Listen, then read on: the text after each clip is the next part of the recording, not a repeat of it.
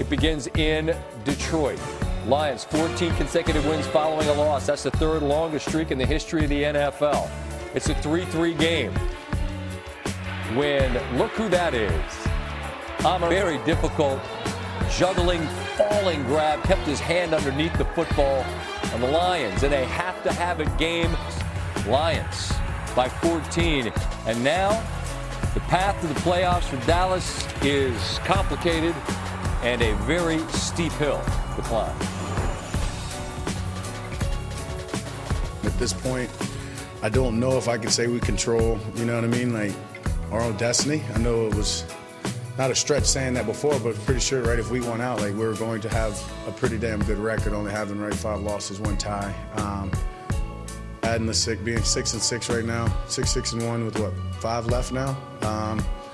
Yeah, I'm pretty sure, especially with just the way some of the divisions are shaped, the North, the West, we're going to need some things to happen for us. So I don't think it's in our control at this point, but what we can do is control the way that we approach this game.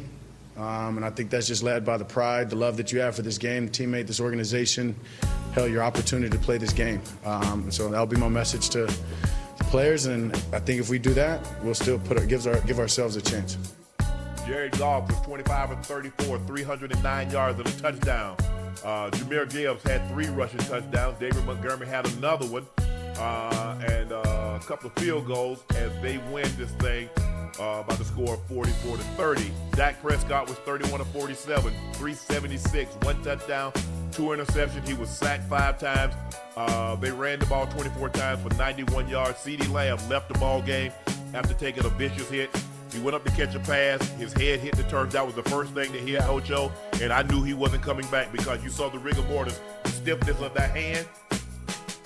It was a no-go. And although he possibly wanted to come back, that wasn't going to happen. Ryan Flanor came in. He had 9 for $115. So, again, the Cowboys have 2 receivers over 100 yards, but it wasn't enough to overcome the onslaught that the Detroit Lions put on them tonight. And, again, it was their defense that let them down. In the 3-game winning streak, Ocho, they were middle of the pack. We know what they were before that winning streak. They were almost at the very bottom. They were 31st in yards allowed and points allowed. They kind of reverted back to what they were in the past, and it caught up with them again tonight. And so the Lions win, keep their playoff hopes alive, and damn possible any chance the Cowboys had. Let's see if the Cowboys can win out. There's still a chance. They got 4 games left. Can they win out and catch the Eagles or somebody else in the playoffs? It remains to be seen. But Ocho, the Cowboys in order, and I think the Cowboys have a good team, but they got to get some better defensively. They've got to get better defensively. And I was just going to say that defensively they've been playing good, huh? They've been playing. I'm not sure what the Cowboys offense was doing. Understanding that if you have anything over 3-step drop for Dak, you have to chip and help the goddamn tackles out. You got to help the tackles out because in space, one-on-one, they're getting beat every goddamn time. It seems like they were doing that with Hutchinson, but they forgot about Muhammad on the other side, because if you noticed, Ocho, they were doing a lot of chip, a lot of doubling on Hutchinson, but they were leaving Muhammad single block. And he made him pay. And that's what he should do. But for me, Ocho, the defense, they need look. Hey, Cowboy fans, I want to know, did Quentin Williams or Kenny Clark, did they play tonight? Because y'all had a lot to say to me and Ocho a couple of weeks ago. Oh, I thought you said this trade wasn't going to help. I thought you say this trade wasn't going to do nothing. We don't need Micah. Now, I want y'all to tell me the Cowboy defender that got 12.5 sacks. I want you to tell me the Cowboy defender that demands a double team. They do realize that Michael Parsons leads in double team. He's third. Myles Garrett and T.J. Watt are like 1, 2, 3 chips.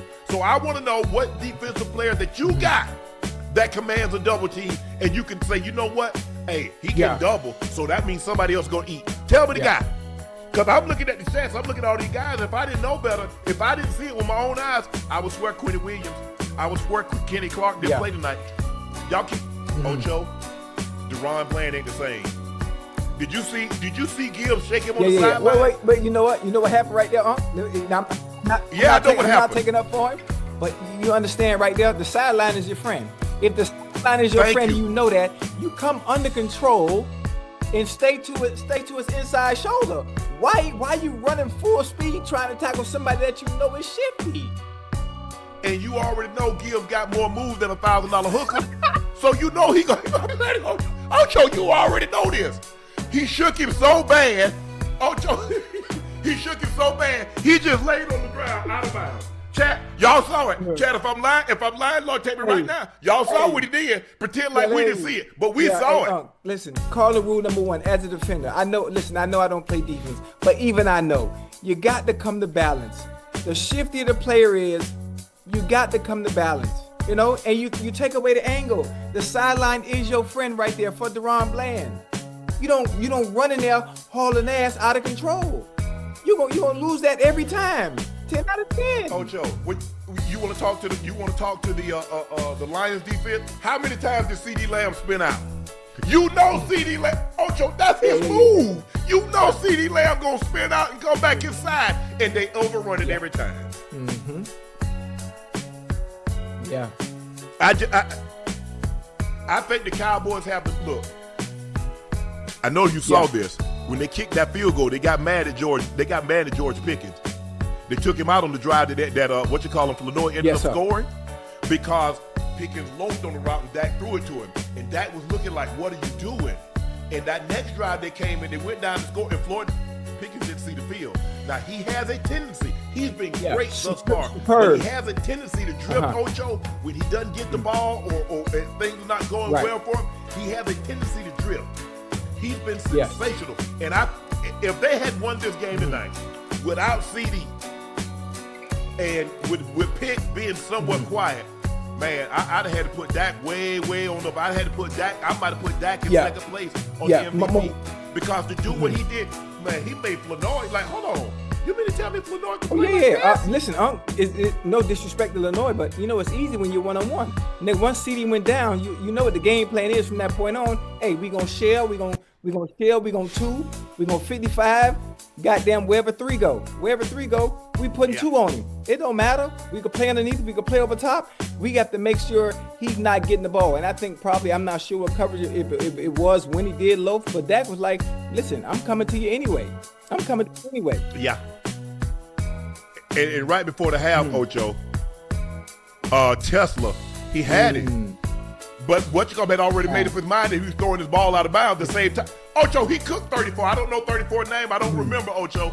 But he had it beat so bad. I'm like, bro, how you get beat on? Boy, they about to cut you on the sideline. If you gave up a touchdown, Ocho, with 4 seconds in the half. Yeah. Oh, my goodness. Especially in that situation, it's all about situational awareness. Keep everything in front of you. And make the tackle. Simple. But I don't understand.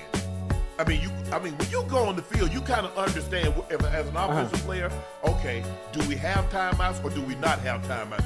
What's most important? Is an extra 3 yards more important or preserving the clock? Preserving the clock, obviously, is more important because we don't want to burn our timeouts until we absolutely positively have to. So you understand that. So you understand where we are on the field. Where do we need to get? Okay, hey, where do we need to get as far as a field goal? Or do we need a touchdown? Because my mind is thinking, even though we might need to get in position on the field for a field goal, my mind is touchdown. Because I don't want to leave it up because of so many things. A missed snap, he hook it, he shank it, it get blocked. So if we put the ball in the end zone, I'm not worried about the kicker unless he bringing his ass on the field to kick a PAT.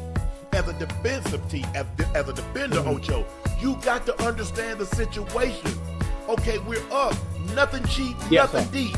Okay, if they get a first down, we're going to make them get 5, 6, 7 first downs. But what I'm not going to give you is a chunk play. I'm not going to give you, allow you to get what you need is like 6 first downs. I'm not going to allow you to get 4 of those in one play. I'm not going to let you throw this ball over my plate. I'm keeping everything in front of me. But I don't think enough guys have understanding what they call situational awareness.